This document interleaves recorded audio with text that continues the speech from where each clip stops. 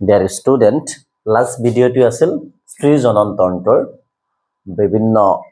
অংশৰ হৈতে চিত্ৰটো এবাৰ চোৱা ঠিক সেই স্ত্ৰী জননতন্ত্ৰটোৰ সেই বিভিন্ন অংশসমূহ আজিৰ ভিডিঅ'টোত কি কৰা হ'ব আলোচনা কৰা হ'ব তো ঠিক চোৱা স্ত্ৰী জননতন্ত্ৰত তোমালোকক চাৰিটা অংশত সেই অংশসমূহ ভাগ কৰা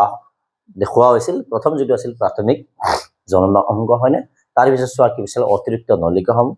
অতিৰিক্ত গ্ৰন্থি আৰু স্ত্ৰী বাহ্যিক জননেন্দ্ৰিয় হয় না এই চাৰিটা অংশ তো আমি যে ফাৰ্স্ট পঢ়িম তো ফাৰ্স্ট অংশটো আহিব চোৱা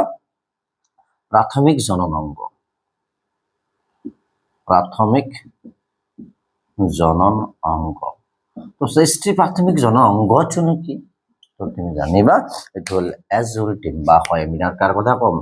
এটো হল এজুৰ আছে গতিকে একচুয়ালি লিখে আমি ডিম্বাশয় বুলি লিখিম তো ভিতৰত আমি এজুৰ লিখিম তো যেটো তোমাৰ বিষয় হেতুক আমি কি বুলি কম ডিম্বাশয় আৰু কিমানটা আছে ডিম্বাশয় স্ত্ৰীৰ ক্ষেত্ৰত এজুৰ আছে তো মই এজুৰটো তলত লিখি দিছো ঠিক আছে ঠিক সো এটো ছবিটো তুমি চাই গম পাইছা তো ছবিটো হল কাৰ এই চিত্ৰটো হল ডিম্বাশয় তো ডিম্বাশয় চিত্ৰটো এবাৰ চাই যাবা এই ডিম্বাটো তোমাক অলপ কও ইয়াৰ আকাৰ কেনেকুৱা এই কিমান ডাঙৰ এটো আমি ইমান ডাঙৰ দেখি আছো কিন্তু actually ইমান ডাঙৰ না তো সেই আকাৰ সব প্ৰথমতে আকাৰ কিমান ডাঙৰ হয় আকাৰটো হল মন কৰি যাবা আকাৰটো যদি তোমাক দেখাও দৈৰ্ঘ্য that means এই কিমান দিক আমি ইয়াৰ পৰা ইয়ালৈ এই কিমান দিক তো তোমাকটো মই লিখি দিছো দৈৰ্ঘ্যটো হল ইয়াৰ 2 to 4 cm ওকে ঠিক একেদৰে চোৱা ইয়াৰ যদি মই প্ৰস্থৰ কথা কও তো প্ৰস্থ মন কৰি যাবা প্ৰস্থৰ কথা যদি কও তো প্ৰস্থটো কি হ'ব 1.5 to 3 cm আমাৰ কাৰেন্ট আহিল ওকে 1.5 to 3 cm দেন চোৱা ঠিক ইয়াৰ যদি এটো সব প্ৰস্থ আৰু সে কিমান ডাঠ মানে কিমান বহল তো চোৱা আমি কম ডাঠ কিমান ডাঠ বা বহল ডাঠ কিমান মই এটো পেন ইউজ কৰিছো ডাঠ কিমান বা বহল কিমান তো চোৱা এটো যদি তোমাক কও 0.6 to 1.5 cm তো এখানে তুমি মনত ৰাখিবা ঠিক আছে তো এখানে আকাৰৰ বিষয়ে কাৰ আকাৰ বলে চোৱা এখন ডিম্বাশয়ৰ আকাৰ এটা ডিম্বাশয় বাৰু কিমান আকাৰৰ হ'ব পাৰে বল দৈৰ্ঘ্য ইমান প্ৰস্থ ইমান আৰু চোৱা ডাঠ কেৱল 0.6 to 1.5 cm ওকে cm মানে সেন্টিমিটাৰ ঠিক এবাৰ তুমি মন কৰিবা এই যেটো ডিম্বাশয় গোটেই ডিম্বাশয়টোক চোৱা কি কৰা হৈছে দুটা অংশ লৈ চোৱা এই ডিম্বাশয়ৰ মাজত তুমি দেখা পাইছা বিভিন্ন নকৈ সৰুৰ যিবিলাক ডট মই দিছো ঠিক সেইবিলাক তুমি ভাবিবা অৰ্ধজলীয় পদাৰ্থ ঠিক আছে কি হয় অৰ্ধজলীয় পদাৰ্থ তাৰ মন কৰিবা মখিনি মুছি দিব পাৰো নিশ্চয় তোমাৰ হৈছে তো মই যিখিনি তোমাক লিখি দিলো আকাৰ দৈৰ্ঘ্য মানে প্ৰস্থ ডাঠ তো এখিনি মুছি দিছো সবাই লৈ লো এবাৰ চোৱা তাৰ পিছত আহিম সো এই ডিম্বাশয়ৰ আৱৰণৰ ভিতৰত সো এইটো হল এটা ডিম্বাশয় আৱৰণ ঠিক আছে মন কৰিবা এই আৱৰণৰ ভিতৰত যিখিনি অৰ্ধজলীয় পদাৰ্থ থাকে মানে ডিম্বাশয়ৰ ভিতৰত চোৱা কি হয় অৰ্ধজলীয় পদাৰ্থখিনিক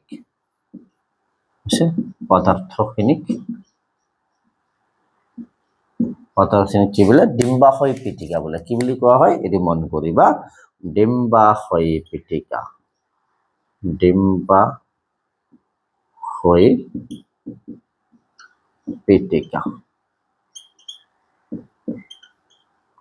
ডিম্বাশয় পিটিকা বলে হৈছে এবাৰ সেই যেটো ডিম্বাশয় পিটিকা এই ডিম্বাশয় পিটিকা একচুয়ালি কি হয় দুইটা অংশত বিভক্ত এই কেইটা অংশত বিভক্ত সো এই ডিম্বাশয় পিটিকাটো মন কৰি যাবা মই এটা লিখি দিছো ডিম্বাশয় পিটিকাটো দুটা অংশত বিভক্ত বা দুটা অংশত বিভক্ত মানে চোৱা তাৰে যেটো আমি কম এটা অংশ নাম্বার 1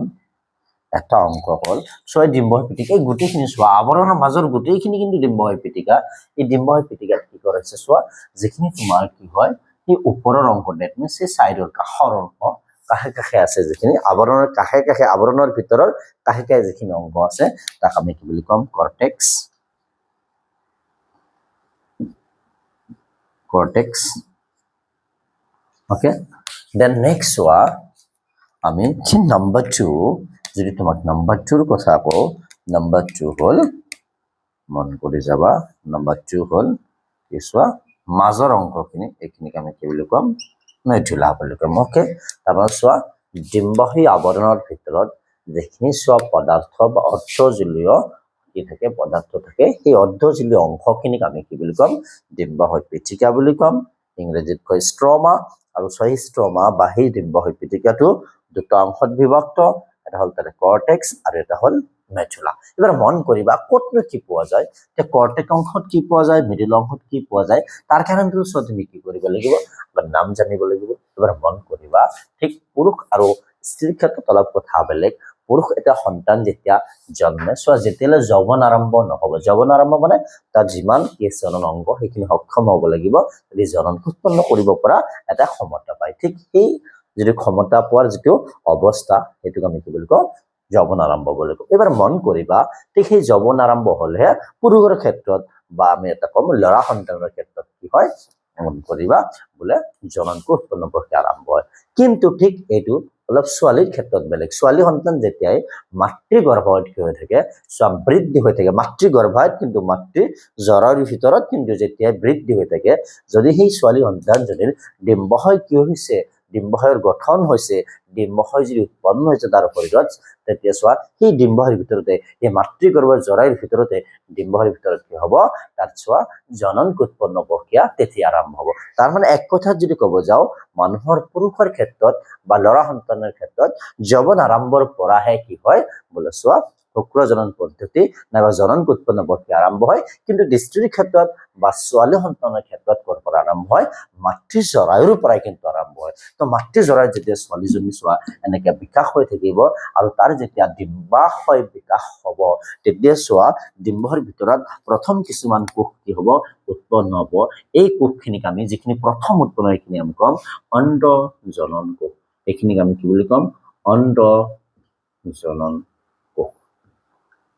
তো মন কৰি যাবা এইখিনি হ'ল অণ্ড জনন কোষ ঠিক আছে ঠিক এবাৰ অণ্ড জনন কোষটো আকৌ বিকাশিত হ'ব কেনেকে বিকাশিত হয় কিয় বিকাশিত হয় ইয়াৰ বিষয়ে আমি যেতিয়া জনন উৎপন্ন প্ৰক্ৰিয়া কৰিম তাতে তুমি পাবাই ঠিক আছে আজিকালি আমি ছবিটোৰ বিষয়ে ঠিক জানি আছো ওকে দেন চোৱা এই কোষটো যেতিয়া বিকাশিত হ'ব তেতিয়া এটা ফলিকুললৈ ৰূপান্তৰ হয় আৰু এইটো প্ৰথম হয় কাৰণে তাক আমি কি বুলি ক'ম প্ৰাথমিক ফলিকুল আমি কি বুলি ক'ম ইয়াক প্ৰাথমিক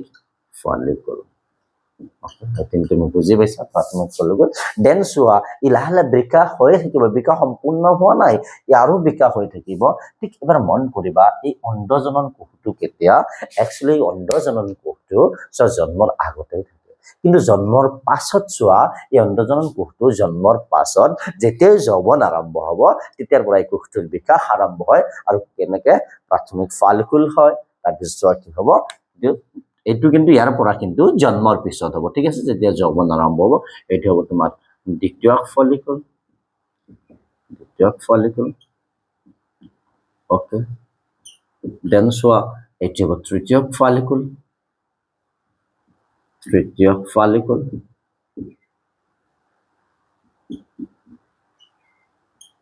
ওকে দেন এইটো হ'ব চতুৰ্থ ফলিকুল কিন্তু নহয় এইটো হ'ব গ্ৰাফিয়ান ফলিকুল বা পৰিণত ফলিকুল গ্ৰাফিয়ান ফলিকুল বা ইয়াক তুমি কি বুলি ক'ব পাৰা পৰিণত ফলিকুল বুলি ক'ব পাৰা আৰু ইয়াৰ আমি নাম কম এইটো যেটো নিহৰণ হৈছে এটো চোৱা দ্বিতীয় অণ্ডকোষ কেনেকৈ হয় লক্ষক তোমাক পিছত বাৰু কৈ আছো দ্বিতীয় অণ্ডকোষ দ্বিতীয় অণ্ডকোষ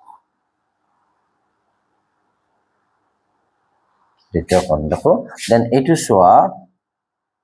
এইটো হল কৰ্পাস লুটিয়াম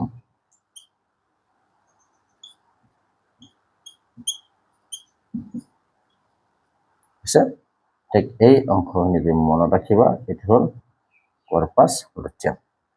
ডান ওকে এবাৰ মন কৰি যোৱা আৰু চোৱা এইখিনি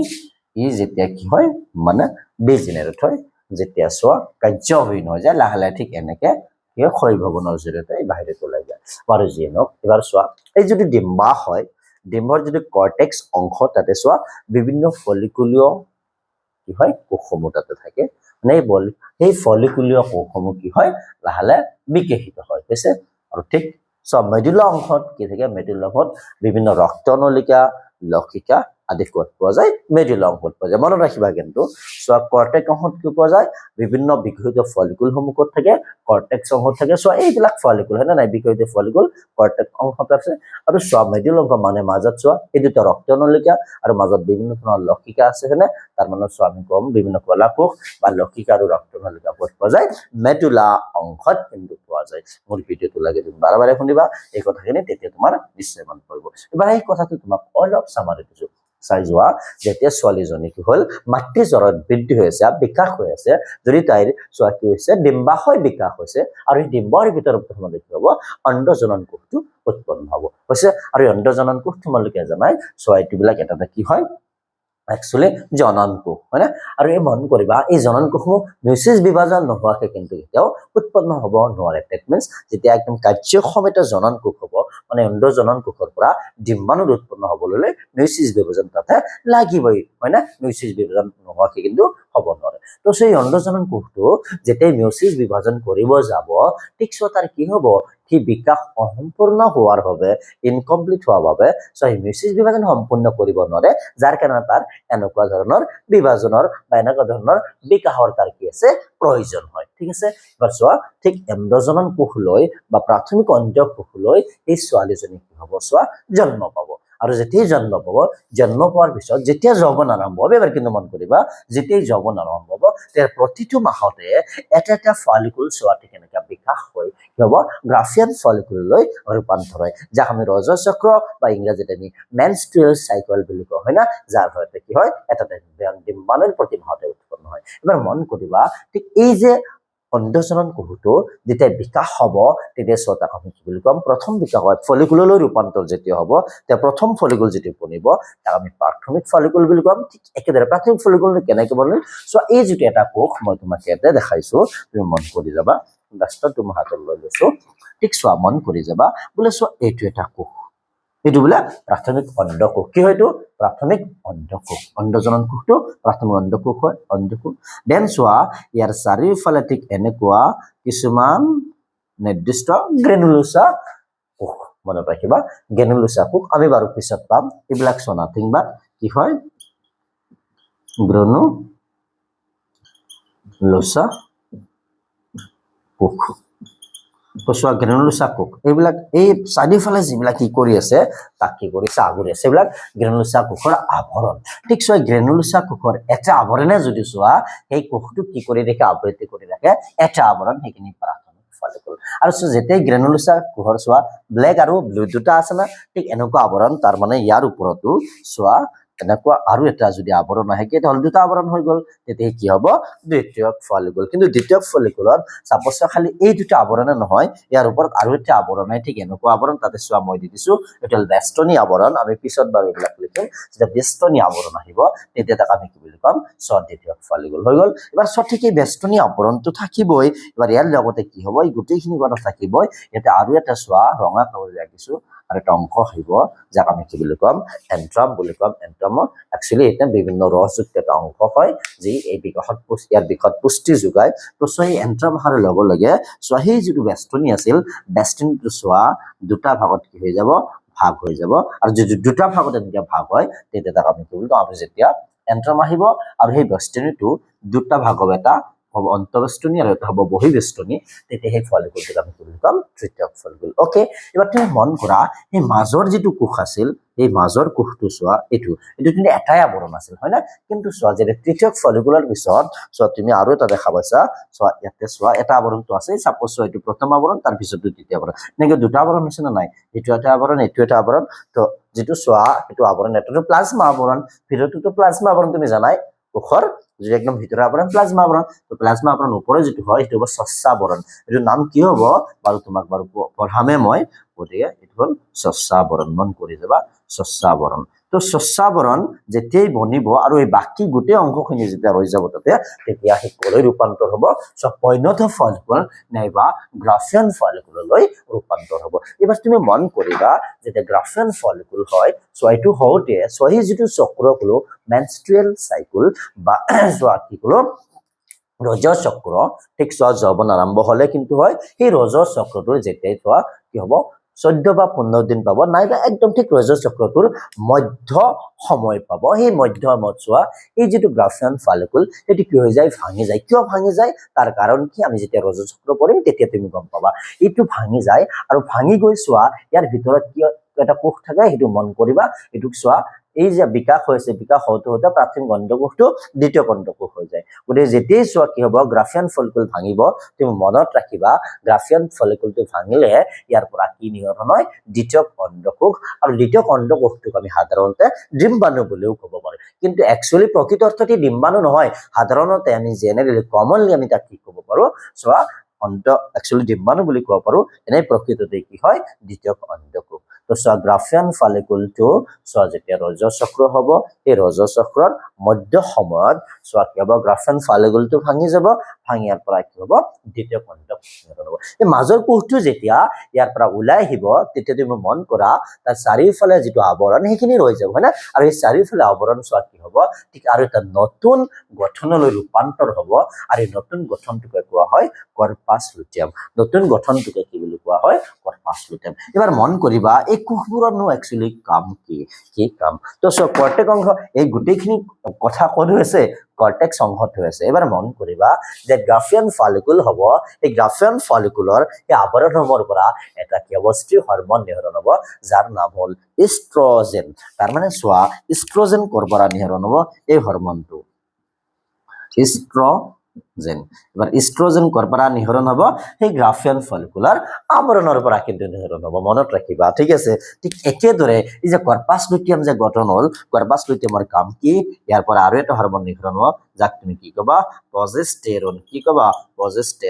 প্ৰজেষ্টেৰন হৰমন তাৰ মানে চোৱা দুটা স্ত্ৰী হৰমন আমি জানো হয় না ডিম্বহৰ পৰা নিৰ্গমন হয় ইষ্ট্ৰজেন ডিম্বহৰ পৰা কোনটো অংশৰ পৰা নিৰ্গমন হয় ডিম্বহৰ গ্ৰাফিয়ান ফলিকুলাৰ আৱৰণসমূহৰ পৰা আৰু চোৱা ঠিক প্ৰজেষ্টেৰন কৰ পৰা নিৰ্গমন হয় কৰ্পাছ লুটিয়ামৰ পৰা ঠিক আছে তো এই হ'ল তোমাৰ ডিম্বহৰ কাহিনী তো তুমি এখিনি ঠিক মনত ৰাখিবা তো মই এগেইন কৈছো চোৱা ডিম্ব হয়তো হয় প্ৰাথমিক জননাংগ কাৰণ ইয়াতে চোৱা জননকোষৰ উৎপত্তি হয় আৰু এই প্ৰক্ৰিয়াৰ দ্বাৰা এনেকৈ উৎপন্ন হয় আৰু কি প্ৰক্ৰিয়াটো কি এটা কি কথা লিখিব লাগিব কি ইম্পৰ্টেন্ট সব তোমাক কম যেতিয়া জননকোষ উৎপন্ন প্ৰক্ৰিয়া আহিব ঠিক আছে এবাৰ তুমি মন কৰিব লাগে কলৈ বলে সো ডিম্ব হয়তোনো কেনেকৈ ইয়াৰ আকাৰ কেনেকৈ তোমাক কৈছো যে আকাৰ দৈৰ্ঘ্য কিমান তুমি তোমাৰ কপি চাই লোৱা তুমি যদি লিখি থৈছা না দৈৰ্ঘ্যটো হ'ল 2 to 4 সেন্টিমিটাৰ সো প্ৰস্থটো কিমান সো প্ৰস্থটো 1.5 to 3 সেন্টিমিটাৰ আৰু সো ইয়াৰ যদি বহল কিমান ডাঠ মানে কিমান ডাঠ 0.6 to 1.5 সেন্টিমিটার তোমাক মই লিখাই দিছিলো অলপ আগতে লিখিছিলো মই মুছি দিছো তুমি লিখি লবা কিন্তু ঠিক আছে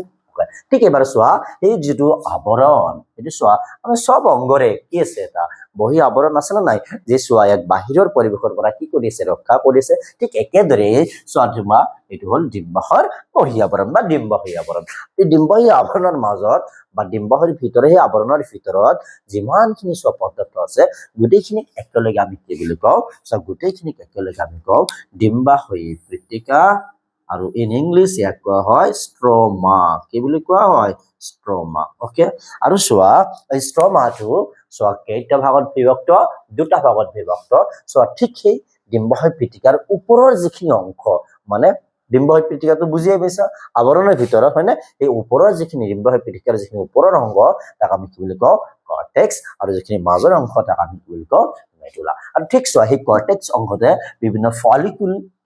থাকে হয় না বিভিন্ন বিকশিত ফলিকুলসমূহ দেখা যায় তাৰ লগতে চোৱা এই কৰ্টেক্স অংশৰ পৰাই চোৱা স্ত্ৰী হৰমন যেনেকে ইষ্ট্ৰজেন আৰু প্ৰজেষ্টেৰন কিন্তু নিৰ্গমন হয় আৰু সুধিব পাৰে হয় না এই দুটাৰ কোনটো অংশৰ পৰা ইষ্ট্ৰজেন আৰু প্ৰজেষ্টেৰন নিৰ্গমন হয় ডেফিনেটলি তোমাৰ আনসাৰ হ'ব কৰ্টেক্স অংশৰ পৰা হয় না ঠিক মেডুলা অংশত তেন্তে কি থাকে চোৱা ৰক্তনলিকা লক্ষিকা বিভিন্ন কলাকোষ আদি কোষ পোৱা যায় চোৱা লক্ষিত তাৰমানে মেডুলা অংশত পোৱা যায় ঠিক এইখিনি অংশত হৈছে এই আছিল তোমাৰ ডিম্বহৰ কথা তো ডিম্বহয় হৈ গল তো নেক্সট আহা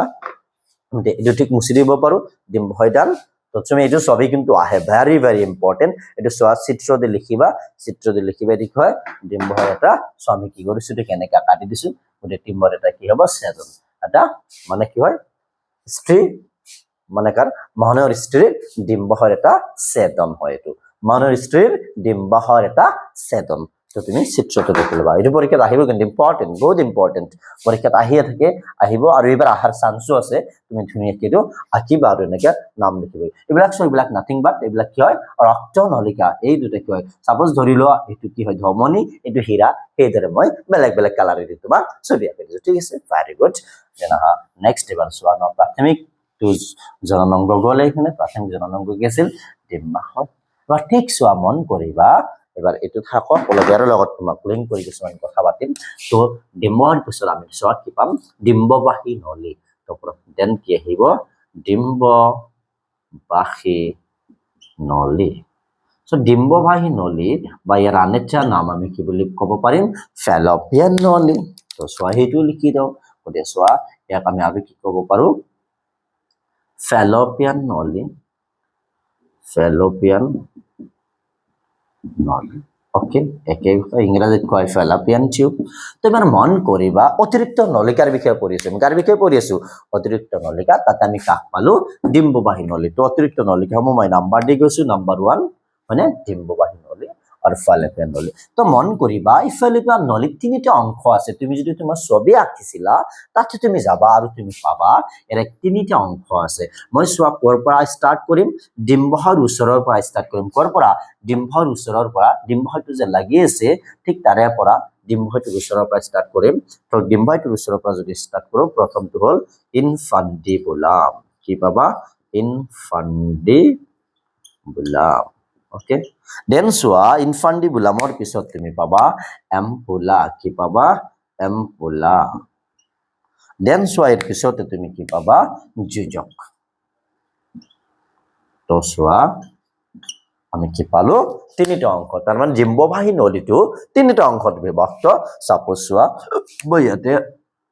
এৰ ওপৰতে ইয়াতে মই আঁকি দিছো বলে ঠিক চোৱা এইটো তোমাৰ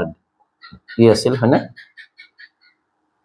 এইটো তোমাৰ কি আছিল জৰায়ু আছিল এনেকে আহিছে ঠিক এনেকা অংশ আছিল হয়নে ইয়াতে ডিম্ববাহী আছিল এনেকে লাগি আছিল হয়নে তো ইয়াতে তোমাক দেখাইছো তুমি চাই যাবা ঠিক চোৱা কোনখিনি এই অংশখিনি হল ইয়াতে মই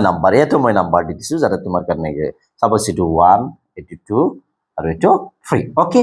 দেন চোৱা তুমি এবাৰ ছবিটো আছিল তুমি গমাই পাও পঢ়িব লাগিব তো এইটো হল 3 নম্বৰটো যোজক মানে এইখিনি হল চোৱা 2 নম্বৰটো মানে আৰু ঠিক এইখিনি হল 1 নম্বৰ ওকে হৈ গল দেন চোৱা এই ইনফান্ডিবুলামত আৰু এটা অংশ পোৱা যায় ইয়াত এটা অংশ আহি আঙুলিটিক অংশ পোৱা যায় তাক আমি কি বুলি কওঁ ফিমব্ৰি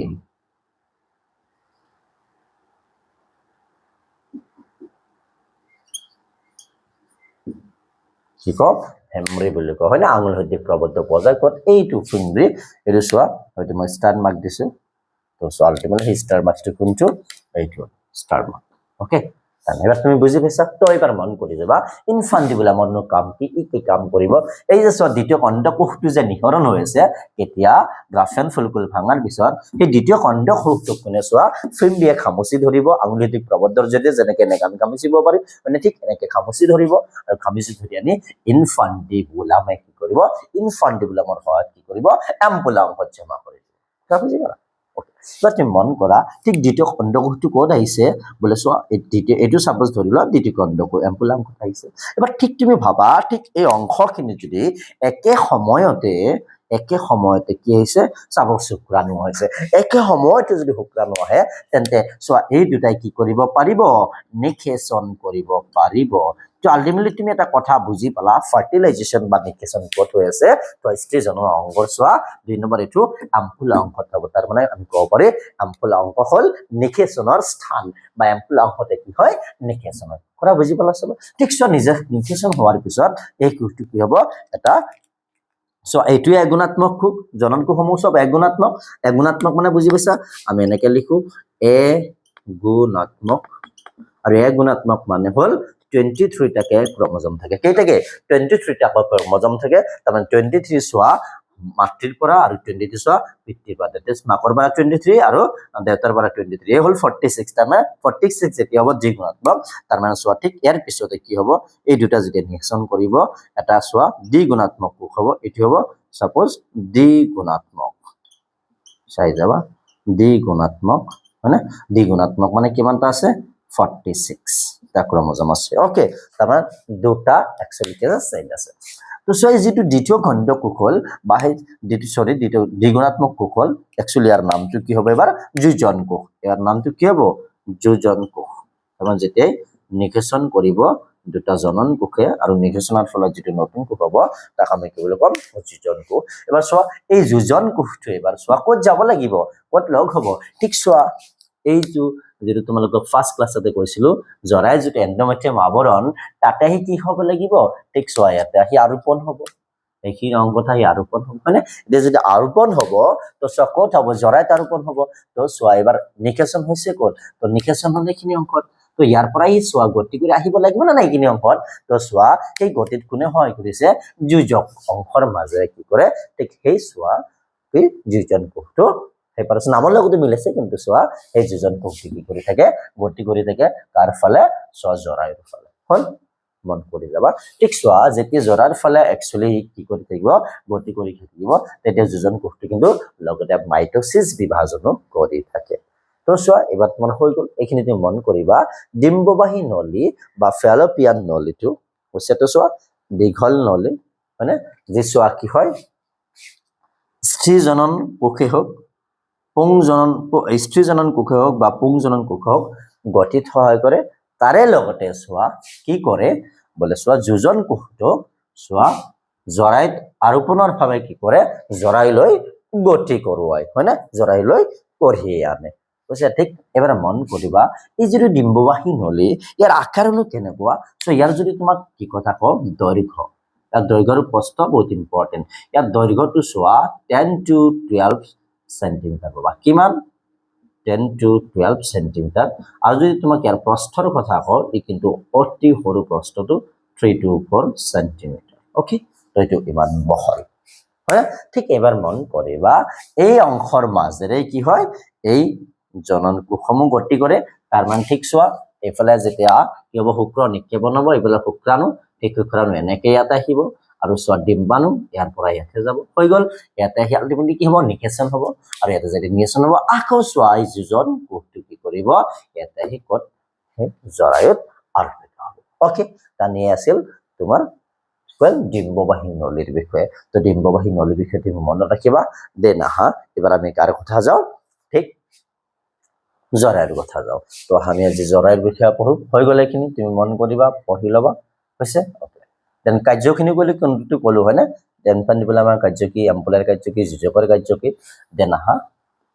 আমি কাৰ কথা পঢ়িম তো গোটেই মুছি দিছো আমি পঢ়িম এতিয়া জৰায়ুৰ বিষয়ে নেক্সট যেটো অতিৰিক্ত নলী বা গহ্বৰ আছে এটো হল জৰায়ু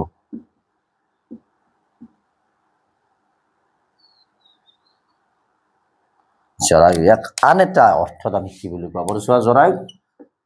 গৰ্ভাশয় ডিম্বাশয় নহয় কিন্তু গৰ্ভাশয় মানে এক আমি কি কওঁ ইউটেৰাস হয় না ইন ইংলিশ ইউটেৰাস তেনিবাৰ মন কৰি যাবা এই জৰায়ুটো যদি তোমাক আঁকি মই দেখাও জৰায়ুটো কেনেকুৱা বলে তুমি তোমাৰ তাতো তোমাৰ ছবি আছে হয় না ঠিক এনেকুৱা আছিল দেন চোৱা আৰু যদি তোমাক অলপ দেখাও এই ফলাৰ পৰা একে হয় ওকে দেন চোৱা এনেকুৱা আছিল হয় না তো চোৱা ইয়াৰ ছবিটো যদি তুমি ভালকে লক্ষ্য কৰা ছবিটো দেখাত কেনেকুৱা হৈ আছে বলে চোৱা তোমাৰ কিতাপতো আছে তা উল্টা নাচপতিৰ দৰে হৈ আছে হয় না ঠিক চোৱা এতে কিন্তু আৰু এটা আৱৰণো আছে এটো এটা আৱৰণ মাজৰ এটা আৱৰণ এটো এটা আৱৰণ হয় না ঠিক এনেকা আৱৰণ থাকে এটো এনেকা আৱৰণ থাকে হয় এনেকা আৱৰণ থাকে এই ঢোল জৰায়ু এবাৰ তুমি মন কৰি যাবা এই জৰায়ুটোত চোৱা তিনিটা অংশ আছে তোমাক কৈছিলো এই ওপৰৰ যেটো অংশ তাৰ মানে যিখিনি এইখিনি অংশ এই অংশখিনি হল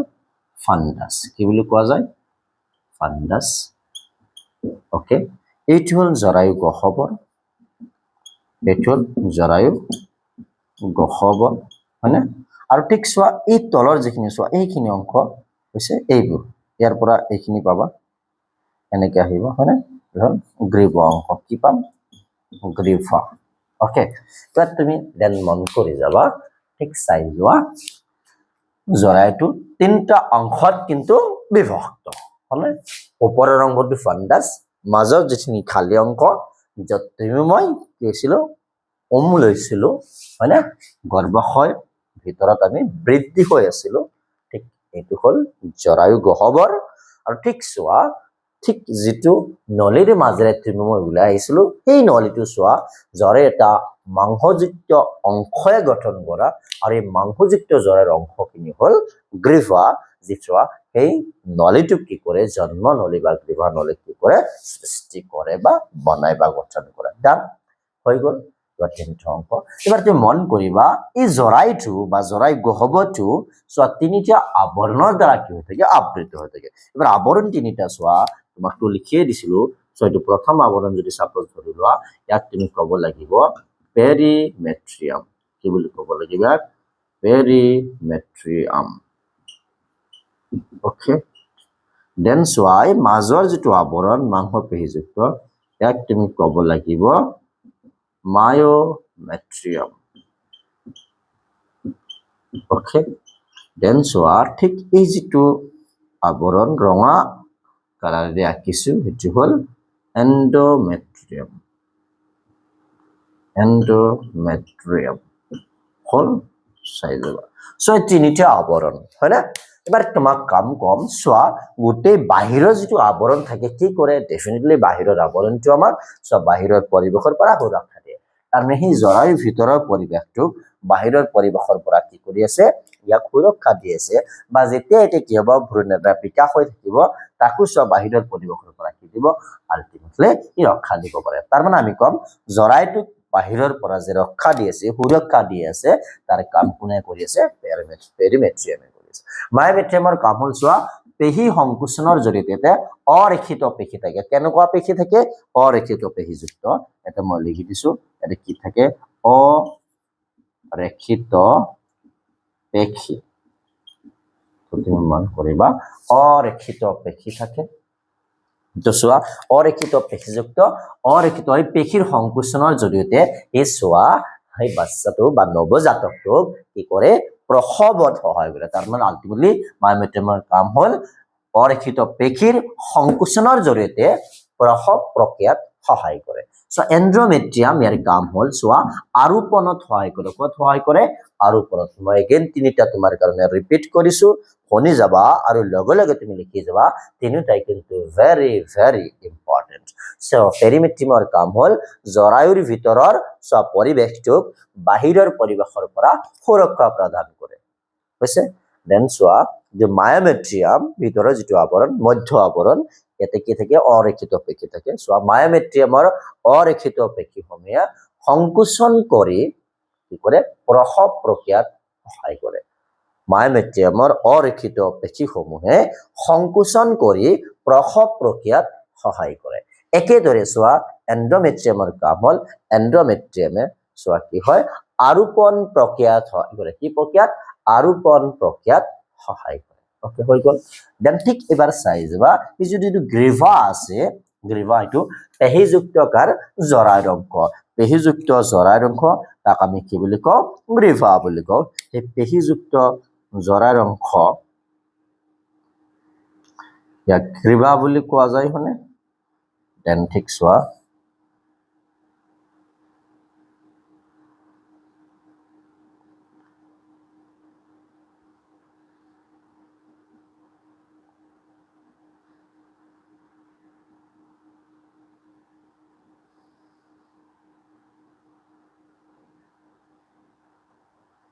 চাই যাবা এই কিন্তু গ্ৰীভায়ে তো গ্ৰীভা দুই ফালৰ পৰা গ্ৰীভায়ে কি বনাইছে চোৱা গ্ৰীভা নলী বনাইছে তো আলটিমেটলি ইট হল গ্ৰীভা নলী কেনেকৈ সৃষ্টি হল গ্ৰীভা নলীটো মানে দুই ফালৰ পৰা কোন গ্ৰীভা বা জৰায়ু গ্ৰীভা একচুয়ালি জৰায়ু গ্ৰীভা বা মাংসযুক্ত জৰায়ুৰ অংশই কি কৰে ঠিক এটা নলীৰ গঠন কৰে আৰু এই নলীটি হল গ্ৰীভা নলী ঠিক চোৱা এই গ্ৰীভা নলীৰ আৰু এইখিনি অংশ তুমি জানা কিন্তু এইখিনি অংশ হল যোনি তো যেতিয়াই গ্ৰীভা নলী যোনিৰ লগত সংযোগ হয় তেতিয়া তাক আমি কি বুলি কওঁ জন্ম নলী বুলি কওঁ সো এই তিনিটাৰ কামে কি তিনিটাই সো একে কমন কাম কৰিছে এটা হ'ল চোৱা যেতিয়া স্ত্ৰী জনন অংগত বা স্ত্ৰীৰ ক্ষেত্ৰত যেতিয়া কি হ'ব চোৱা মেনষ্ট্ৰুৱেল সাইকেল বা কি হ'ব ৰজচক্ৰ হ'ব এই ৰজচক্ৰৰ ঋতুস্ৰাৱখিনি চোৱা এই অংশৰ মাজৰে ওলাই আহিব দ্যাট মিন্স ঋতুস্ৰাৱখিনি বাহিৰলৈ ওলাই যোৱাটো সহায় কৰে ওকে ঠিক তাৰে লগতে একে কথা ঠিক চোৱা প্ৰসৱত সেই নৱজাতকটোক বাহিৰলৈ ওলাই আহাটো সহায় কৰে সেইকাৰণে যেতিয়া গ্ৰীভা নলী যোনি লগত এক হয় তেতিয়া তাক আমি কি বুলি ক'ব পাৰো জন্ম নলী বুলি কওঁ জন্ম নলী মানে কি গ্ৰীভা নলী যোনি নলীৰ সৈতে সংযোগ হোৱাক আমি কি বুলি কওঁ সংযোগ হৈ যেটো এটা নলী হয় তাক আমি জন্ম নলী বুলি কওঁ ইয়া আছিল ৰিক্ত নলী সমূহৰ কাহিনী তো আমি নেক্সট ক্লাছত সোৱা কি কৰিম নেক্সট তোমাৰ ভিডিঅ'ত হ'ব বিভিন্ন যিখিনি গ্ৰন্থি আছে অতিৰিক্ত গ্ৰন্থিৰ বিষয়ে আলোচনা হ'ব তো তোমালোকে এখিনি পঢ়িবা এটা মই গোটেই কথাখিনি কাৰ বিষয়ে তুমি কি লিখিব লাগে দি দিছো তো সো চেপ্টাৰ যেতি শেষ হ'ব তুমি একদম ইম্পৰ্টেন্ট কোৱেশ্চন পাবা আৰু কোৱেশ্চন পাইছোৱা তুমি যেতিয়া ক্লাছটো লগত মিলাবা বা প্ৰিভিয়াস ইয়াৰ কোৱেশ্চন বিলাকৰ লগত মিলাবা তুমি নিজে নিজে ফুৰ্তি পাবা মইতো ডেফিনেট মইতো 100% শিওৰ তুমি সেনেকে যদি ক্লাছবোৰ চাই থাকা আৰু যদি চোৱা যিখিনি কোৱেশ্চন মই লাষ্টত দিব যাই আছো বহুত বেছি ইন্টাৰেষ্টিং এইখিনি যদি তুমি চোৱা তুমি তো চোৱা 80 বা 85 ৰ তলত কোনো মাৰ্ক নোপোৱা বুলি মইতো 100% শিওৰ কিন্তু মানে কাৰণ মোৰ এইবাৰ ষ্টুডেন্টে তোমালোকক কৈছে কিমান পাইছে বায়োলজি না 99 পাইছে হাইয়েস্ট মাৰ্ক কিমান 99 তো সো এক মাৰ্ক চুক এটা যোৱাৰ কাৰণে মই দুখিত মানে মোৰ বৰ বেয়া লাগিছে কিয় জানা মই ষ্টেট হাইয়েস্ট হ'ব লগা আছিল ঠিক হ'ব নোৱাৰিলো মোৰ সাবজেক্টটো এবাৰ নিশ্চয় ট্ৰাই কৰিম তো চোৱা আৰু হিউমেনিটি লেটাৰ পাইছে মোৰ জানা ঠিক লেটাৰ পাইছে 60 টাই কি পাইছে মোৰ বায়োলজিত লেটাৰ পাইছে তো চোৱা ঠিক এনেই পোৱা নাই সেইটো চোৱা মোৰে কাম নহয় ষ্টুডেন্টৰ কাম মই চোৱা যিখিনি নোটছ এটা প্ৰভাইড কৰিছো এটা চোৱা এক ফালৰ পৰা পঢ়িছে আৰু যিমান কোৱেশ্চন দিছো সব হেতে ফালৰ পৰা সলভ কৰি মোক দেখাইছিল যাৰ কাৰণে এটা পাব সক্ষম হৈছিল আলটিমেটলি কাম এটাই কৰিছে কিন্তু চোৱা সেইখিনি মোৰ গাইডেন্সত হৈছে গতিকে মই ভাবিম তোমালোকে একেদৰে এই গাইডেন্সটো ফলো কৰিবা ডেফিনেটলি চোৱা ঠিক বছৰ তোমাৰ চোৱা মই একনেকা ক্লাছ কৰি যাব লাগিলে তো তোমালোকক আৰু অক্টোবৰ নহলে নৱেম্বৰলৈ মই গোটেই কোৰ্সটো তোমালোকক কৰি দিম কোৱেশ্চনখিনি যিমান চেপ্টাৰ যিমান হয় আলোচনা কৰো কিন্তু গোটেই চেপ্টাৰৰ কোৱেশ্চন তোমালোকক অক্টোবৰ নহলে নৱেম্বৰত মই কমপ্লিট কৰি দিম ঠিক আছে মোৰ ভিডিঅ'ৰ যোগেদি তো তোমালোক ডেফিনেটলি কবা লাভৱান হ'ব পাৰিবা তো মোৰ এই ক্লাছখিনি মই বিশেষকে জুলজি পাৰ্ট কিছুমান বটানি পাৰ্ট যিমান দূৰ পাৰো আৰু যদি পাৰো গোটেই কৰিম যিমান দূৰ পাৰো ট্ৰাই কৰিম ঠিক আছে ওকে তোমালোক বাৰু চাই থাকিবা ওকে আৰু মনত ৰাখিবা সাবস্ক্ৰাইব কৰিবা তোমাৰ ফ্ৰেণ্ড সমূহক কি কৰিবা এই সুবিধাটো দিবা যাতে সবে এই ভিডিঅ'বোৰ চাব পাৰে হয়নে আৰু যেতিয়া সাবস্ক্ৰাইব কৰিবা যে লাইক দিবা হয়নে আৰু যে তোমালোক সাবস্ক্ৰাইব কৰিবা লাইক দিবা এইখিনিয়ে মোক কি দিব জানা এনাৰ্জি দিব ঠিক চোৱা তোমালোকলৈ মই আৰু ইম্পৰ্টেন্ট বস্তু সাৰ্চ কৰাৰ কাৰণে চোৱা মই এনাৰ্জি পাম আৰু ঠিক আৰু এনাৰ্জি আৰু ইন্টাৰেষ্টিংলি মোৰ পঢ়ুৱাত কি যাব মন যাব সেইটো জানা হিউমেন নেচাৰ হয়নে যেতিয়া কিবা কামৰ কাৰণে এপ্ৰিচিয়েচন পোৱা যায় ডেফিনেটলি তেতিয়া সেই কামটো আৰু বেছিকৈ কৰি কিন্তু ভাল লাগে হয়নে যেতিয়া চোৱা তোমালোকে পঢ়াখিনি বুজি পাবা তেতিয়া চোৱা তোমালোকৰ কি হ'ব পঢ়ি ভাল লাগিব না নাই একেদৰে সেইখিনি কথা যেতিয়া তোমালোক লাইক দিবা বেছি সাবস্ক্ৰাইবাৰ বাঢ়ি যাব ডেফিনেটলি তেতিয়া মোৰ আৰু চোৱা আৰু ভাল ভাল ভিডিঅ' বনোৱাৰ কাৰণে মোৰ মনটোকেও আৰু বেছি আগ্ৰহী হৈ থাকিব তো ঠিক আছে ডিয়াৰ ষ্টুডেন্ট আজি এইখিনিতে সামৰিছো থ্যাংক ইউ সো মাচ তোমালোকে কি কৰিবা ঠিক ভিডিঅ'বোৰ চাই থাকিবা ওকে